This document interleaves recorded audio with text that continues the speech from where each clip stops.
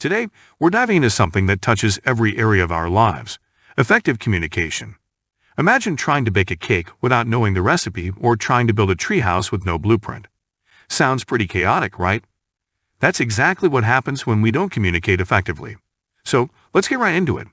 First up, let's talk about listening. You know how in music, it's not just about the notes but also about the pauses in between? Listening is like those pauses. It's just as important as talking, maybe even more so. Imagine you're playing catch.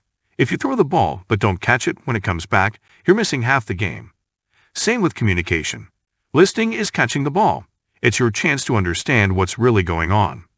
Alright, moving on. Have you ever had to assemble furniture with instructions that looked like they were written in an alien language? Confusing, huh? Being clear and concise in your communication is like giving someone easy-to-follow instructions. Think about a traffic light.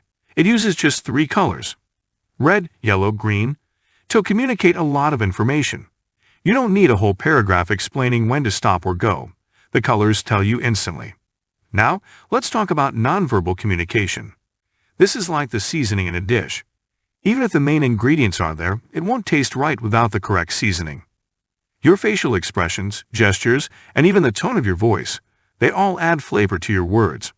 Imagine texting someone, "I'm fine," versus saying it with a big smile or a flat tone. Each way sends a completely different message. Next up is empathy. Have you ever tried using a map that only shows one road? Doesn't help much, right? Empathy is like having a complete map. It helps you see where the other person is coming from, and that makes any journey easier. Imagine you're driving in heavy traffic. If you can predict what the other drivers might do, you can navigate much better. Empathy is the same. It helps you predict reactions and navigate conversations. Last but not least, let's talk about adaptability. You wouldn't use a hammer to fix a computer, would you?